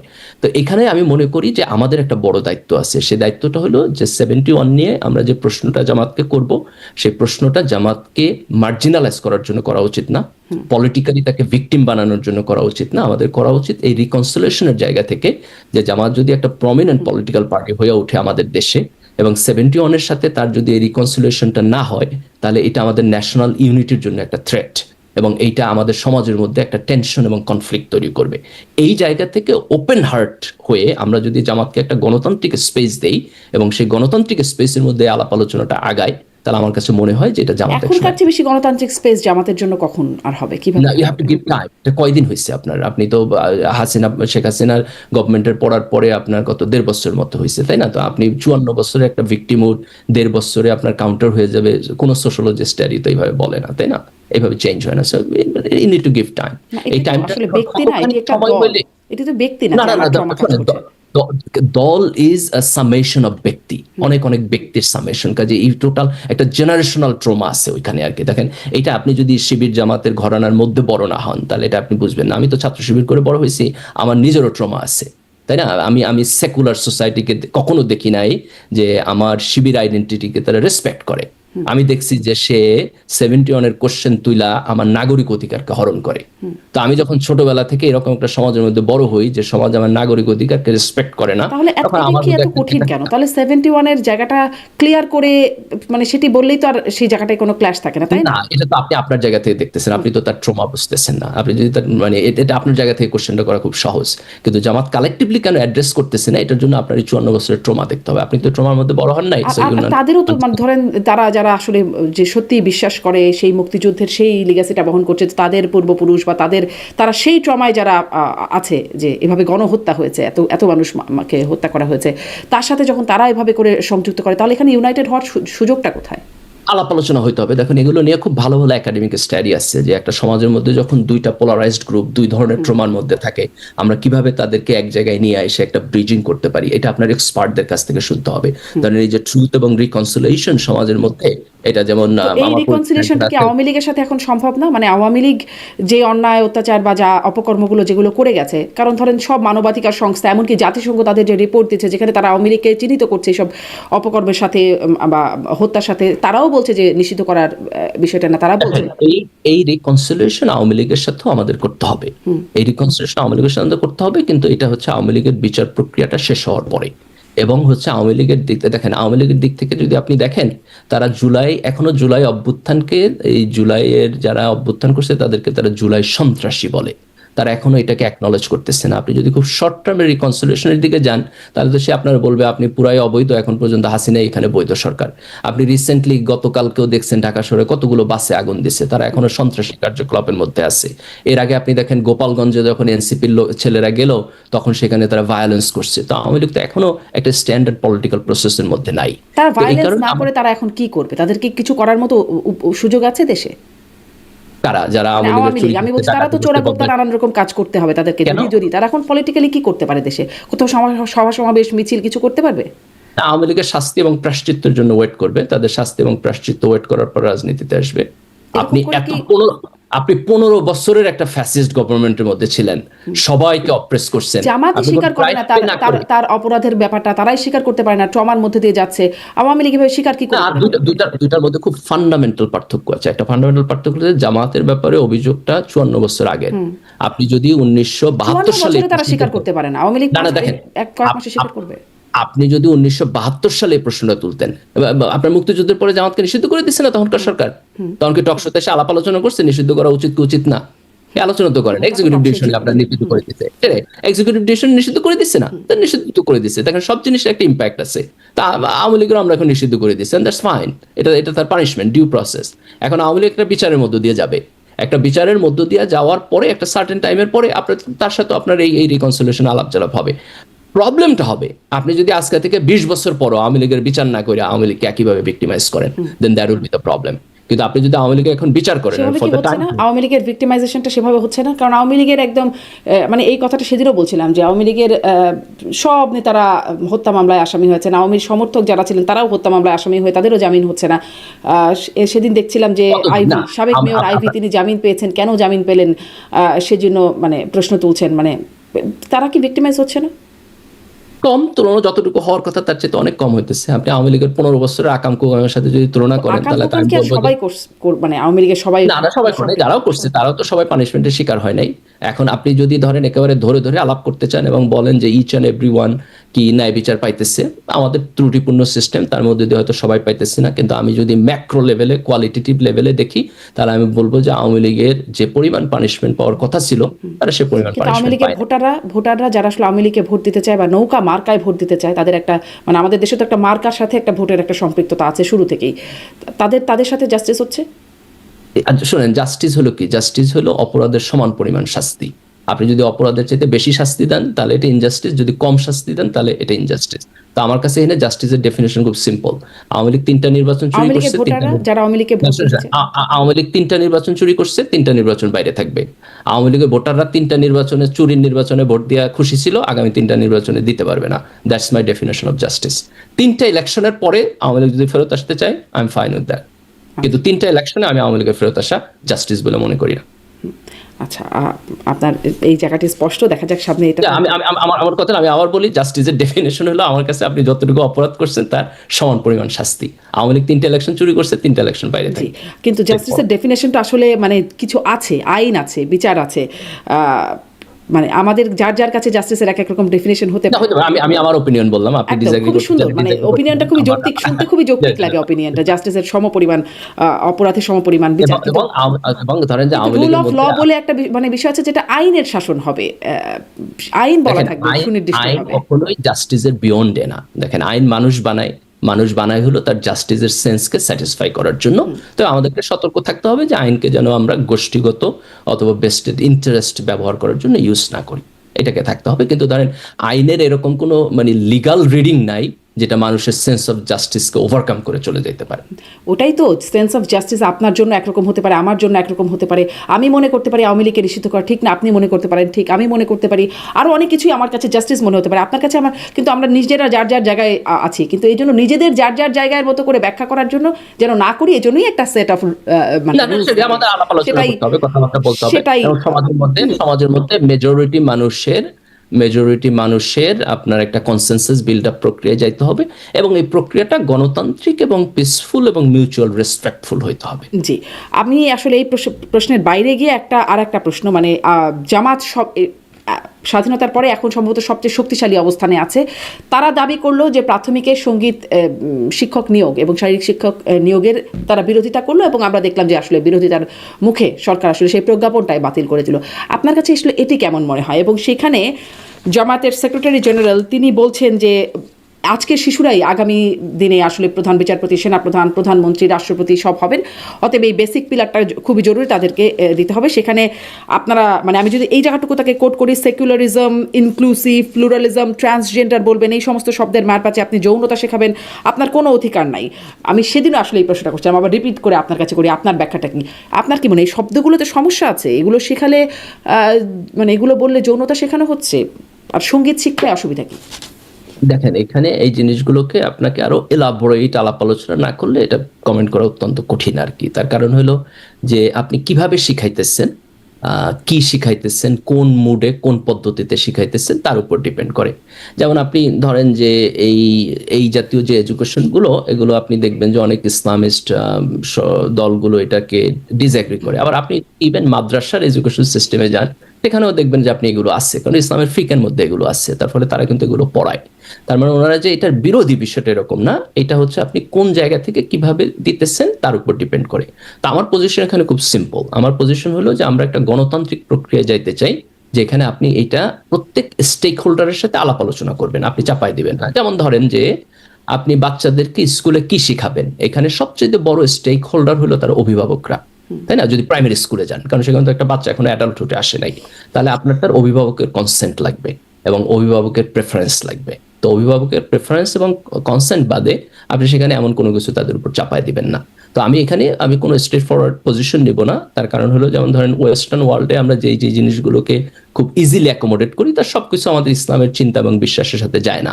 আবার একটা ইসলামিক ট্র্যাডিশনাল সমাজে যত জিনিসের ব্যাপারে আমরা নেগেটিভ থাকি, তার সবকিছু স্বয়ং ইসলামেও আপনার হারাম না বা নেগেটিভ না। কাজে এই জিনিসটাকে আমাদের একটা এক্সপার্ট এবং গণতান্ত্রিক লেভেলের আলাপ আলোচনার মধ্যে আনতে হবে। কিন্তু কোথায় তা হলো? জামাত চাপ দিল, বললো যে এরকম যদি হয় তাহলে কঠোর আন্দোলন গড়ে উঠবে, এবং তারপর সরকার সেটা থেকে সরে আসলো প্রজ্ঞাপন থেকে। দেখেন, এখন এই সরকারের তো একটা ডিফারেন্ট প্রায়োরিটি আছে, তাদের তো এখানে একটা গণতান্ত্রিক আলাপ আলোচনার জায়গা নাই। তো আমার তাহলে মনে হয় জামাত যে কেন চাপ দিচ্ছে এই প্রসঙ্গে, আপনার কি না, মনে হয়? যেহেতু আলাপ আলোচনার জন্য যথেষ্ট জায়গা নাই, কাজে এখন তো আপনি আলাপ আলোচনা না করে এটা এক্সিকিউটিভ ডিসিশনে বাস্তবায়ন করার চাইতে এটা পোস্টপোন করে রাখা ভালো। সঙ্গীত শিক্ষক তারপর নিয়োগ দিলে সেটা ইসলাম বিরোধী হয়ে যাচ্ছে। না, আমি আপনাকে তো এই কনক্লুশনে যাচ্ছি না। তার কারণ হলো, এখানে আপনি কিভাবে ইমপ্লিমেন্টেশন করবেন, কি গান শেখাবে, কিভাবে শেখাবে, এই টোটাল প্রসেসটাকে যদি আপনি লে আউট না করেন, তাহলে আপনি কোনো কনক্লুশনে যাইতে পারবেন না, যেটা ইসলামের সাথে যায় না কনফ্লিক্ট করে। এটা আপনি কোনো জায়গায় যাইতে পারবেন না। তাই আমি মনে করি যে এটা শর্ট টার্মে এটাকে আপনি সলিউশন করতে পারবেন না। ইউ নিড টু ডিসকাস মোর। যত স্টেক হোল্ডার আছে তাদের সবার সাথে আলাপ আলোচনা করতে হবে।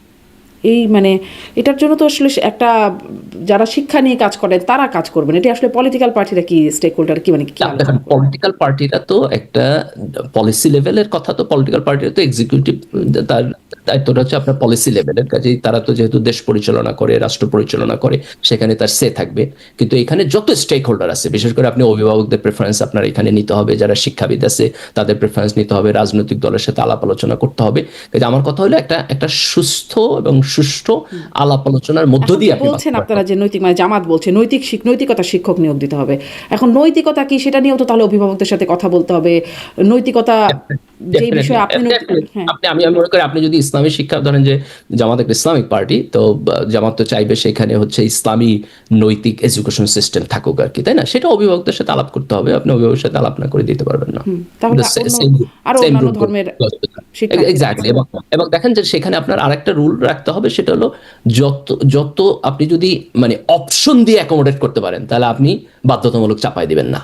যেখানে আপনার মানে আমরা যতক্ষণ পর্যন্ত মানুষের অপশনকে অ্যাকোমোডেট করতে পারবো, ততক্ষণ পর্যন্ত তার অপশনকে অ্যাকোমোডেট করার প্রসেসেই আমার প্রথমে যাইতে হবে, তারপর আপনি বাধ্যবাধকতা যাবেন। বাধ্যবাধকতা না দিতে পারলে আপনি বাধ্যবাধকতা দিবেন। আপনি বলছেন মাদ্রাসায় ওগুলো শেখানো হয়, মানে কি এই বিষয়গুলো সম্পর্কে একটু স্পষ্ট, মানে যেই শব্দগুলোর কথা উনি বিশেষ করে মানে একদম উল্লেখ করছেন, কোট করলাম একটু আগে, সেকুলারিজম, ইনক্লুসিভ, প্লুরালিজম, ট্রান্সজেন্ডার, এগুলো মাদ্রাসাতেও এগুলো না, আমি এই শব্দগুলোর ব্যাপারে বলতেছি না। আমি বলতেছি যে আপনি নারী পুরুষের ইন্টারাকশনের সাথে রিলেটেড যে জিনিসগুলো আমরা সাধারণত বলি, যে আপনার বয়সন্ধিকালে আসলে পরে বা অন্যান্য সময় আমাদের এডুকেশন সিস্টেমে আসা দরকার, যেটা ধরেন যে ওয়েস্টে একটু ডিফারেন্ট ওয়েতে আছে। আমি বলতে চাইতেছি যে এটার একটা ইসলামিক ভার্সন ইসলামিক দুনিয়াতেও আছে।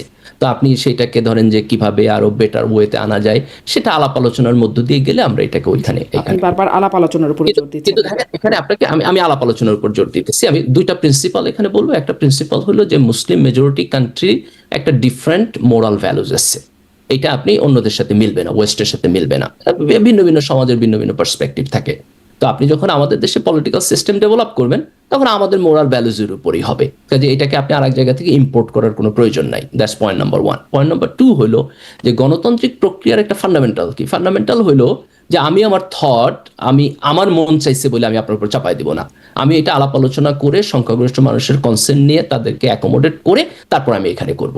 সো এই প্রসেসটা আমাদেরকে ফলো করতে হবে। তো আমরা যদি দুইটা জায়গায় এগ্রি করি, মানে জামাত কি চাপাই দিল না? মানে সঙ্গীত শিক্ষার একটা সেক্টর তৈরি হচ্ছিল, শিক্ষক নিয়োগ দেওয়ার প্রক্রিয়া ছিল, চাপাই দেয় না জামাত, হবে না এবং হলো না। দেখেন, জামাত তো হবে বলে চাপায় দেয় নাই। তারা বলছে যে এটা এখন বন্ধ রাখেন, আলাপ আলোচনা করে পড়ে দেখেন। ইসলাম বিরোধী, তারা ইসলাম বিরোধী বলে মনে করছে। এখন তার মনে করাটা ইসলাম বিরোধী কিনা এটা আলাপ আলোচনা না। যেমন আপনি যদি আমাকে বলেন যে ইসলাম বিরোধী কিনা, আমি আপনি উত্তর দিতে পারবো না। কেন উত্তর দিতে পারবো? আমি এটা ডিটেল জানি না। আপনি এখানে কিভাবে নিয়োগ দিবেন, কি গান শেখাবে, কিভাবে শেখাবে, কটা ক্লাস হবে, ক্লাস ঠিক আছে কিনা, অভিভাবকদের সেখানে আপনার সাবস্ক্রাইব করার অপশন থাকবে কিনা, এই ডিটেলসগুলো আমি না জানলে তো আমি বলতে পারবো না। তো আমি ব্লাইন্ডলি এটা হও বলবো না, নাও বলবো না, আমি বলবো আগে আমার সাথে আলাপ করেন। আচ্ছা আচ্ছা, আর এই বিষয়গুলো কি শেখানো উচিত? সেকুলারিজম, ইনক্লুসিভনেস, প্লুরালিজম, ট্রান্সজেন্ডার, এই বিষয়গুলো সম্পর্কে ধারণা দিলে কি শুধু সমস্যা আছে? এটাও আপনাকে ব্যাখ্যা করতে হবে, আপনি সেকুলারিজম বলতে কি বুঝেন। আপনাকে ব্যাখ্যা করতে হবে যে ধরেন যে আপনি ট্রান্সজেন্ডার কোন ক্লাসে কি লেগা শিখাইবেন, আপনার এখানে টার্গেটটা কি। তো আপনি যদি আমাকে প্রত্যেকটা শব্দ ধরে ধরে ফিলসফি এবং তার ইমপ্লিমেন্টেশন প্রসিডিউর না বলেন, তাহলে আমি তো ইয়েস নো কিছুই বলতে পারবো না। এগুলো শিখিয়ে নাকি সমাজে অপরাধ বাড়ছে, মানে ওই সেমিনারটা আপনি দেখেছেন কিনা আমি জানি না। না, আমি দেখি না, কিন্তু ধরেন কিছু কিছু জিনিসের কনোটেশন আছে আমাদের সমাজে যেটা নেগেটিভলি দেখা হয়, এবং এটা রাইট। ইসলামিক ভ্যালুজ অনেক ওয়েস্টার্ন ভ্যালুজ এর সাথে কন্ট্রাডিক্ট করে। এখন আপনি যেই জিনিসগুলোর এবং খুব ইন্টারেস্টিং জিনিস, ধরেন যে এগুলো ওয়েস্টের মধ্যেও কনফ্লিক্ট করে, মানে ওয়েস্টের মধ্যেও যে এটা সবাই এগ্রি করে বিষয়ের মধ্যে এরকম না। আপনি তো আমেরিকাতে রিসেন্ট ডেভেলপমেন্ট অন্যান্য জিনিস দেখতে পান। আপনি যদি ডেমোক্র্যাট এবং রিপাবলিকান দুইটা পার্টির মধ্যে দেখেন, মোরাল ভ্যালুজের ক্ষেত্রে তাদের একজনের সাথে আরেকজনের হিউজ ডিসএগ্রিমেন্ট আছে, তাই না? তো ওয়েস্টের সমাজের মধ্যেও এই ডিসএগ্রিমেন্ট আছে, আমাদের সমাজের সাথেও ওয়েস্টের অনেকখানি পার্থক্য আছে। তো সেই জায়গায় আপনি ওয়েস্টের কোনো মোরাল ভ্যালুসকে রাইট মনে কইরা সেটাকে আমাদের সমাজের উপর চাপায় দেওয়ার কিছু নাই। কিন্তু আমাদের সমাজের মধ্যে যে জিনিসগুলোকে আমরা মনে করব যে প্রয়োজন, অথবা মনে করব যে এখন যেটা আছে সেটা ঠিক নাই, সেটার একটা গণতান্ত্রিক গণপরিসরের মধ্যে আমাদেরকে ডিটেলস আলাপ আলোচনার মধ্যে যাইতে হবে। আলাপ আলোচনার মধ্যে নাই না, এটাকে বলাটাও প্রবলেমেটিক, না বলাটাও প্রবলেমেটিক। জি, আপনি মানে মাদ্রাসা শিক্ষার কথা বলছিলেন, সেখানে তো আসলে এগুলো, মানে আমি ওই সেমিনারটার কথা বিশেষ করে দেখছিলাম যেখানে সঙ্গীত শিক্ষা এবং শারীরিক শিক্ষার বিরোধিতা করে বক্তারা কথা বলছিলেন। তখন বলছিলেন যে এইসবের মাধ্যমে অপরাধ বাড়ছে, নাচ গানের মাধ্যমে সমাজে অপরাধ বাড়ছেন। একজন ইসলামিক বক্তা তিনিও বলছিলেন বিষয়টি। আমি আপনাকে ওটা পাঠিয়েও দেবো, মানে পুরো বক্তব্যটা আমি খুব মন দিয়ে শুনছিলাম। আমি আসলে এটা বুঝতে চাচ্ছিলাম যে ধরুন মাদ্রাসাগুলোতে তো এগুলো শেখানো হয় না, এই বিষয়গুলো, বা গান নাচের বিষয় থাকে না, এই বিষয়গুলো থাকে না, বা এই শব্দগুলো সম্পর্কে এগুলো নিয়ে হয়তো পড়ানো হয় না সেখানে। কিন্তু যদি ধরেন আমরা একটু সার্চ করি, গুগল সার্চ করলেও ধরেন এখনও যদি আপনি সার্চ করেন বলাৎকার শব্দটা লিখে, দেখবেন মানে বেশিরভাগ ঘটনাই আসবে মাদ্রাসা শিক্ষাকে কেন্দ্র করে। কি সমস্যা হয়ে যায় সেই শিক্ষায় যে ওখানে এই ধরনের ঘটনা বেশি? দেখেন, এটা আপনার খুবই লিনিয়ার কনক্লুশন আপনি করতেছেন। জি, এটা খুবই লিনিয়ার কনক্লুশন করতেছেন। যে আপনি যদি প্রশ্নটা তুলতে চান যে একটা শিক্ষা ব্যবস্থার মধ্যে মোরাল পার্সপেক্টিভ কতখানি থাকলে পরে তার রিফ্লেকশন ওই জনগোষ্ঠীর আচার আচরণ এবং তার ক্রাইম স্ট্যাটিস্টিক্সে রিফ্লেক্ট করবে, তাহলে এটা আপনাকে আরো সিরিয়াসলি তুলতে হবে। ধরেন মাদ্রাসা শিক্ষার ব্যাপারে এই লিনিয়ার জায়গাটা আমাদের খুব আলট্রা সেকুলার জায়গা থেকে তোলা হয়, আমি মনে করি এটা ফেয়ার না। আবার আপনি যদি বিপরীতে এটা দাবি করে কেউ যে মাদ্রাসা শিক্ষা ব্যবস্থা মানেই হলো এটার মধ্যে কোনো প্রবলেম নাই, এটাও আমি মনে করি ফেয়ার না। কিন্তু আপনি ধরেন যে মানে আমাদের লিনিয়ার ওয়েতে আঙুল তোলা বা এটা না করাই ভালো আর কি। আমি মনে করি that's not the right way to C.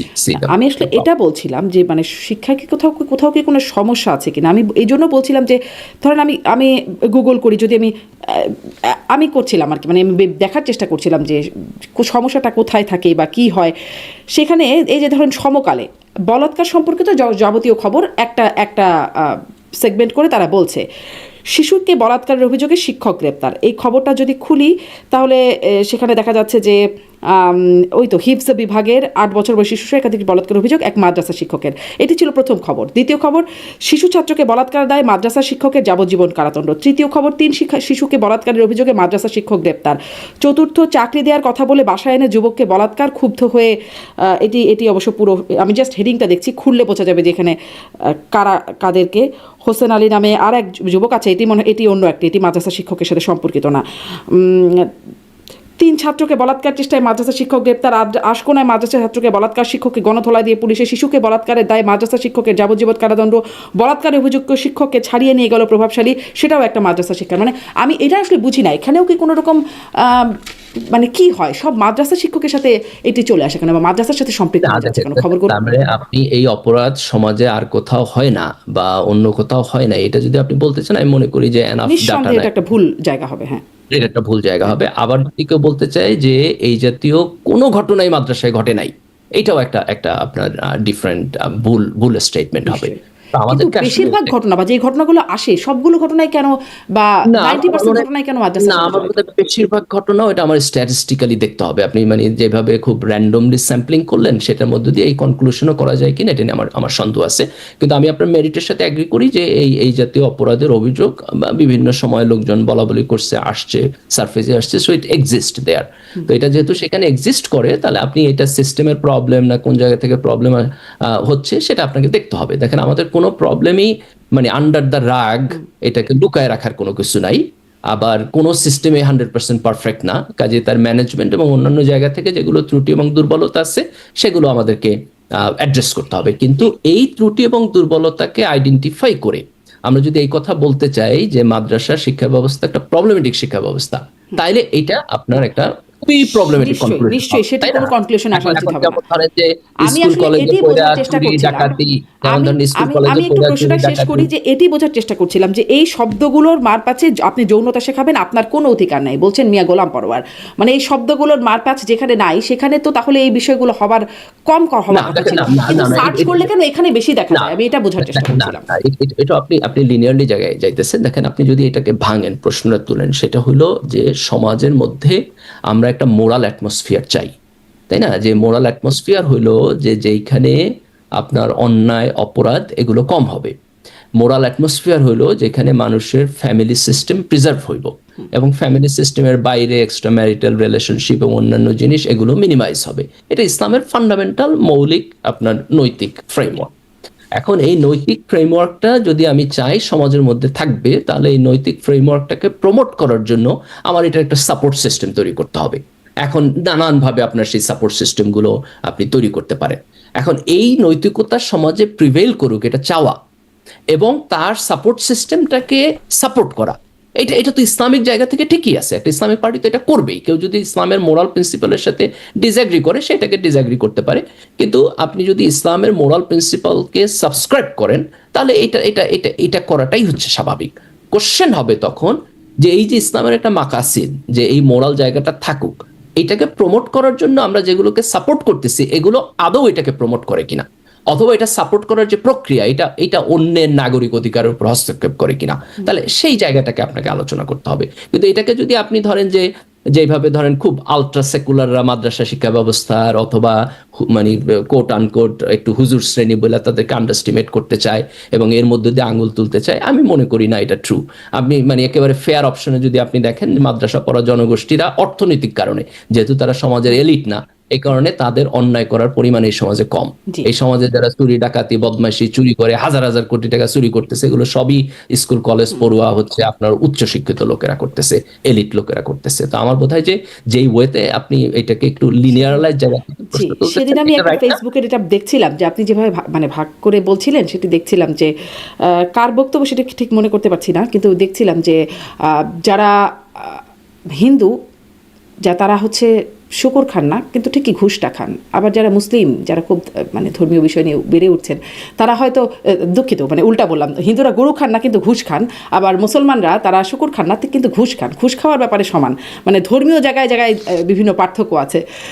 দেখেন, এটা খুব ইন্টারেস্টিং একটা জায়গা। তো এই জায়গায় ধর্মরে বোঝার যে প্রক্রিয়া, সেই প্রক্রিয়াটা হলো আপনি ধর্মকে দুইটা জায়গা থেকে বুঝতে পারেন। একটা জায়গাটা হলো যে ধর্মের মধ্যে কিছু কিছু রিচুয়াল আছে যেটাকে আমরা ইবাদত বলি, যেমন ধরেন যে সে নামাজ পড়তেছে, রোজা রাখতেছে, এটা হচ্ছে তার ইবাদতের জায়গা। আরেকটা হলো তার মুআমালাতের জায়গা। মুআমালাতের জায়গাটা হলো যেমন যে সে সত্য কথা বলে, মিথ্যা কথা বলে না, মিথ্যা সাক্ষ্য দেয় না, ঘুষ খায় না, চুরি করে না, অফিসে গেলে ফাঁকিবাজি করে না, তার প্রতিবেশীর লোকদের ঠিকঠাক মতো টেক কেয়ার করে। এখন আপনি পারফেকশন হইলো যে একজন ব্যক্তির ইবাদত তো ভালো থাকবো, তার মুআমালাত তো ভালো থাকবো, এটা হলো পারফেকশন। ইমপারফেকশন হইলো যে হয় কারো ইবাদত খারাপ কিন্তু মুআমালাত ভালো, অথবা মুআমালাত খারাপ কিন্তু ইবাদত ভালো। তো যখন একটা সোশ্যাল সিস্টেম খুব খারাপ থাকে, যেমন ধরেন যে একটা সোশ্যাল সিস্টেম চুরি ডাকাতি বদমাইশকে আপনার হলো এনকারেজ করে, তো ওই সমাজে আপনি বহু লোক পাইবেন যারা 5 ওয়াক্ত নামাজ পড়ে, লম্বা করে দাড়ি রাখে, সুন্দর করে জুব্বা পরে, কিন্তু তার লগে লগে ঘুষও খায়। আমি জানি না আপনার এক্সপিরিয়েন্স আছে কিনা, আমার এক্সপিরিয়েন্স আছে। আচ্ছা। আপনি মানে শিক্ষা বিভাগের অফিসে গেলে দেখবেন যে মানে বিশাল মানে তাকওয়া সম্পন্ন লোক দেখা মনে হইব তার তারে, কিন্তু ঘুষ খাওয়ার সময় সে অটোমেটিকলি খায়। তো এই ডিকাপলটা একটা সমাজের মধ্যে হইতে পারে যে একই সাথে সে ধর্মের রিচুয়াল পালন করতেছে কিন্তু ধর্মের এসেন্সে সে নাই। এখন এটাকে আপনি কিভাবে সমালোচনা করবেন? আপনি কি টোটাল ধর্মটাকে সমালোচনা করবেন? চাইলে আপনি করতে পারেন, এটা অনেকে সেকুলার জায়গা থেকে করে, কিন্তু ধর্মের মধ্য থেকেই তো আবার এটাকে সমালোচনা করা যায়। আমি কারণ আসলে প্রথম ধর্ম তো অনেক কোথাও বলে না, বিস্তারিত ধর্ম তো আলোচনায় কোথাও যাওয়া বলে যাবে, না। খুব দারুণ লাগে এই বিষয়গুলো নিয়ে একটু মানে এরকম যৌক্তিক আলোচনা, এই প্ল্যাটফর্মটা খুব ভালো লাগে, কিন্তু আমরা অনেক সময় ধরে আলোচনা করছি, শেষও করতে হবে। মানে এখানে আসলে এসেন্সে না গিয়ে আমরা কেন এই সঙ্গীত শিক্ষা ইসলাম বিরোধী বলে সঙ্গীত শিক্ষাটাকেই বন্ধ করে দিলাম, আমি আসলে এই জায়গাটাই একটু প্রশ্ন করতে না, চাচ্ছিলাম। আমাদের এসেন্সে যাইতে হবে, এই জন্য আমি বলছি যে আমাদের এসেন্সে যাইতে হবে এবং আলাপ আলোচনা করতে হবে। কিন্তু দেখেন, ইসলামের একটা মোরাল ফ্রেমওয়ার্ক আছে। এই মোরাল ফ্রেমওয়ার্ক ইসলামের দিক থেকে আমরা ভায়োলেট করতে পারবো না, কাজে সেখানে আমাদের কিছু ফ্রেমওয়ার্ক আছে, এবং ইসলামের প্রত্যেকটা মোরাল ফ্রেমওয়ার্কের একটা মাকাসিদ আছে, একটা অবজেক্টিভ আছে, একটা কারণ আছে।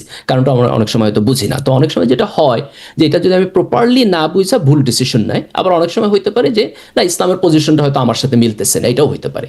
তো এটাকে যদি আমি একটা এক্সপার্ট আলাপ আলোচনার মধ্যে না নেই সমাজে, তাইলে এই জিনিসটা কোনোদিন সমাধান হবে না। তো আমার বোধ হয় যে আমাদের যে প্রক্রিয়ার মধ্যে দিয়ে যাইতে হবে, সেটা হলো খোলামেলাভাবে এটা নিয়ে আলাপ আলোচনা করতে হবে। অনেক ধন্যবাদ। অনেকগুলো বিষয় আসলে সবগুলোর কনক্লুশনে এসে দাঁড়াচ্ছে, আলাপ আলোচনার ভিত্তিতে যেতে হবে, এটি আপনার পরামর্শ। দেখা যাক, যেটি নিয়ে আমরা শুরু করলাম, যেটি নিয়ে আমাদের এখন ইমিডিয়েট একটা ক্রাইসিসের জায়গায় তৈরি হয়েছে, জুলাই সনদ, সামনে নির্বাচন, সেখানে আলাপ আলোচনার মধ্যে দিয়ে হয় নাকি জামাতের পক্ষ থেকে যেটি বলা হচ্ছে আঙ্গুল বাঁকা করতে হবে, ঘি আমাদের লাগবে, সেই ঘি পাওয়ার জন্য আঙ্গুল বাঁকা করার পদ্ধতিতে যায়। আসলে সামনে কি হয় সেটি নিয়ে দেখার অনেক কিছু বাকি আছে। মির্জা গালিব, অনেক ধন্যবাদ। নিশ্চয়ই সামনে কি হয় সেটি নিয়েও আপনার সাথে কথা বলবার সুযোগ হবে। ধন্যবাদ যুক্ত হবার জন্য।